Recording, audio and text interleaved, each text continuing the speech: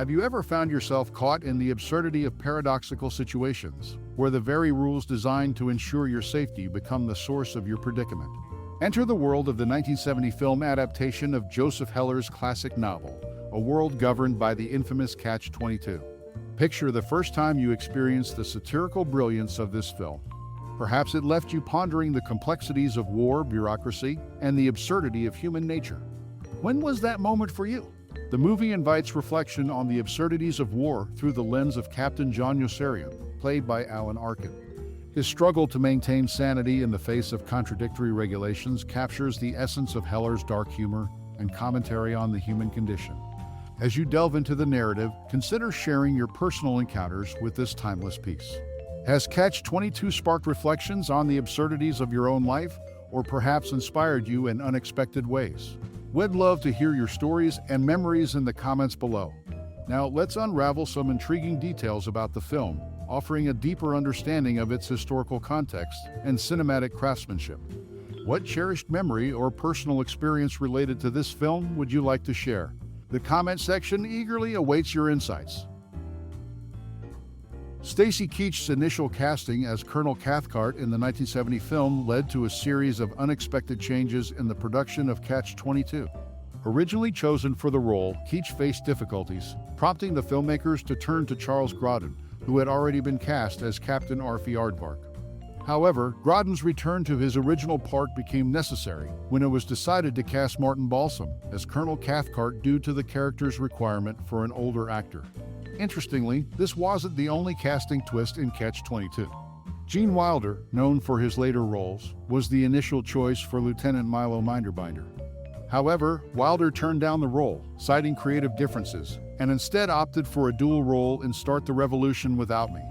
These casting decisions added layers of complexity to the production, reflecting the challenges and adjustments often encountered in filmmaking. The interconnected choices of actors and the subsequent reshuffling of roles contributed to the unique dynamics of Catch-22, a film that navigated the complexities of war with a touch of dark humor and satire. In the world of cinema, where casting decisions play a pivotal role in shaping a film's narrative, Catch-22 stands out not only for its anti-war themes, but also for the behind-the-scenes maneuvers that shaped its final form.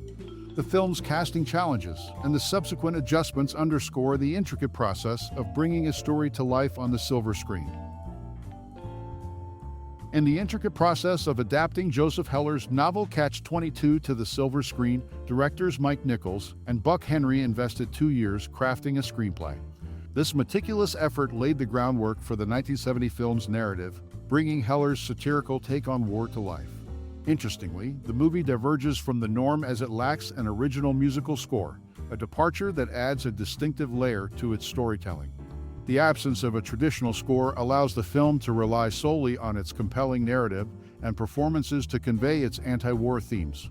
Delving into the details of the film, a notable visual element emerges in the form of Yossarian's squadron patch on his leather flight jacket. This patch, depicting a female nude riding a descending bomb, hurling a bolt of lightning, holds historical significance. It mirrors the emblem of Joseph Heller's real-life 488th Bombardment Squadron during World War II, a subtle nod to the author's military experience. Such meticulous attention to detail in the film's visual elements adds depth to its portrayal of the complexities of war. As we explore the layers of Catch-22, these chosen details underscore the unique dynamics that shape the film. The thoughtful screenplay adaptation process, the absence of a musical score, and the incorporation of historical elements in visual symbolism contribute to the film's lasting impact. In the world of cinema, where decisions mold narratives, Catch-22 stands out not just for its anti-war stance, but for the deliberate choices that defined its cinematic identity. The island of Pianosa, though real, couldn't realistically host the military base portrayed in the film. Joseph Heller, the novel's author, highlighted this fact in a foreword. Now, exploring the movie's intricacies, we find that the chaplain's name underwent a deliberate change in the screenplay to A.T. Tappman, aiming to induce embarrassment. This alteration stuck in U.S. versions of the book, while the original R.O. Shipman remains in the U.K. Another interesting tidbit reveals that the actor portraying the wounded airman had to share his costume with Offal, creating a graphic illusion of exposed intestines. These details, drawn from the film's production nuances, bring an extra layer to Catch-22's narrative. The deviation from geographical reality, the intentional renaming for character effect, and the visceral portrayal of wounds add nuanced dimensions to the movie's storytelling. In this examination of Catch-22, it becomes evident that the film's impact goes beyond its anti-war stance, incorporating meticulous details that enrich its cinematic identity. Columbia initially secured the film rights for $150,000, eyeing Jack Lemmon for the lead role. However, Joseph Heller, the novel's author, expressed dissatisfaction with potential directors Richard Brooks and Richard Quine, finding them lacking in satire. Despite these early hurdles, the 1970 adaptation of Catch-22 took a different tone, plot, and structure from the novel. Surprisingly, Heller approved, even favoring some of the new elements. A departure from the source material, the film found its own rhythm, setting the stage for an unconventional cinematic journey. Moving beyond the novel's constraints, the movie introduced unique elements that diverged from Heller's original vision. This flexibility not only gained Heller's endorsement, but also paved the way for a distinctive cinematic interpretation. The deviations from the initial plans and the subsequent approval from the author shed light on the intriguing evolution of the film, showcasing the collaborative nature of the adaptation process. During the intense filming of Catch-22, an unfortunate incident occurred involving the second unit director, John Jordan.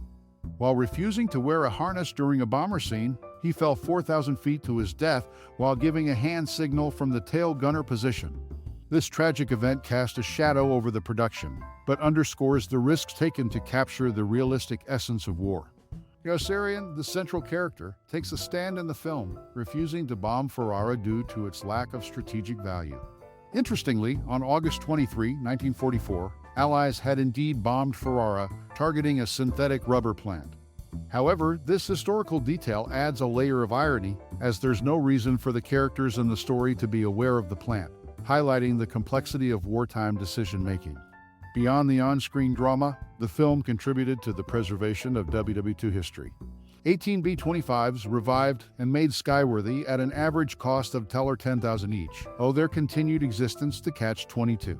Many of these legendary aircraft, once bound for scrap, now find a home in museums, a testament to the film's impact on preserving a piece of military history. In the gritty world of Catch-22, where real-world tragedies intertwine with fictional narratives, the behind-the-scenes events and historical intricacies add depth to the film's portrayal of war. The unexpected death of John Jordan, Yossarian's principled stand, and the film's role in preserving wartime relics collectively shape the identity of Catch-22, a cinematic journey. As we navigate the labyrinth of memories and untangle the threads of time, one cannot help but marvel at the enduring legacy of a cinematic masterpiece that continues to resonate across generations. The 1970 film, a remarkable tapestry woven with satire and the absurdities of war, invites us to traverse the corridors of our own consciousness. As the credits roll and the echoes of Yossarian's conundrums linger, it's not merely a movie's end, but an invitation to a perpetual conversation within ourselves. How do the paradoxes mirrored on screen mirror the paradoxes of our lives? How do we grapple with the absurdity of our own realities, caught in the web of contradictory choices? Perhaps it's the quirkiness of characters like Milo Minderbinder or the surreal logic of bureaucracy that strikes a chord. Or maybe it's the timeless exploration of the human psyche and the absurdities of existence that leaves an indelible mark on our thoughts. What moments from the film find a home in the recesses of your mind? What insights has Catch-22 unraveled for you? We encourage you to share your reflections and anecdotes, forging a collective narrative that transcends time and space. Your thoughts, like ripples in a cosmic pond, contribute to the ever-expanding conversation around this cinematic gem. Let the discourse flow, weaving a tapestry of diverse perspectives that enrich our understanding of Catch-22 and its profound impact.